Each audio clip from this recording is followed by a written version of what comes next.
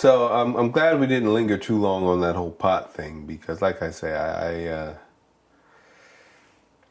we'll all be smoking pot, even those who shouldn't, because they can say it's legal.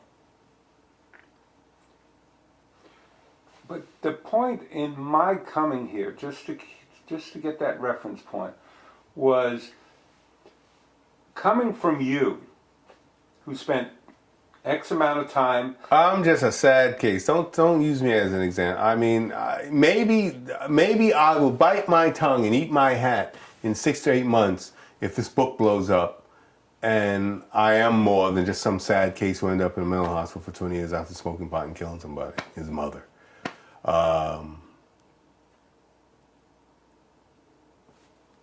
Maybe if that happens, I'll have something more substantial to say about it. But right now, I just feel like a sad case. A guy just bad break. Don't let it happen to me. You know, don't smoke pot, kids. You know, which is so square and old fashioned, old fogey finger wagging. Don't smoke pot. Don't smoke pot. Who's gonna listen to that? That's not what you're saying. At least in our conversation, what you were saying, what I heard you were saying, was that if you smoke it, keep an eye on how it affects you, and if it... I was keeping an eye and I lost track. I lost sight. I was keeping an eye and I lost sight. There were three defining instances. One with a friend who was a rock and roll guy. I went to him and said, I'm smoking too much friggin' pot. And he said, maybe it's time to stop. I stopped smoking. I stopped doing heroin and I'm feeling much better. Said, okay, great.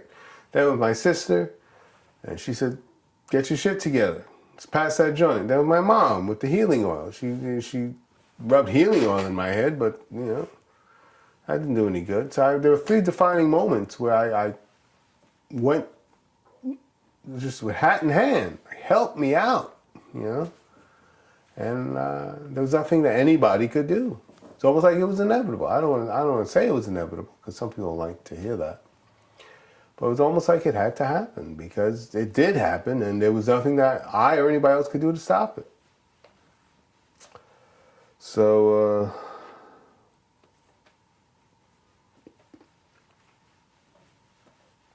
what would have made a difference what do you think, had somebody come along... The butterfly effect? No, yeah. If my sister would have sent me to a doctor, maybe, while I was in California. If I had a doctor, I'm not saying maybe even got hospitalized, but just, I think that may have somehow, I don't know.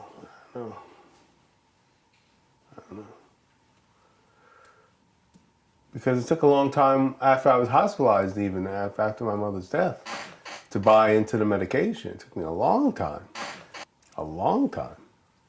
like 8 years, 7, 8 years before I was put on the right medication that made me go, wow, this works. I was crazy yesterday, I'm fine now. Before it was always like a gradual, when you're taking a pill, it's a gradual thing and you just kind of gradually come out of insanity and come into a fugue state of, I think I'm okay. But with the shot, it was like, I'm crazy, next day, I'm fine. And it was like, whoa, and you notice it. And it's like, damn, I was crazy. You know, and now I'm thinking fine. So, you know, it took me a long time. So I don't know if even my sister sending me to a psychiatrist would have helped. You know, I probably would have stopped taking the pills, or would have taken them haphazardly, or not on a regular basis. And then they don't work when you do that. You know, a lot of people will tell you. So.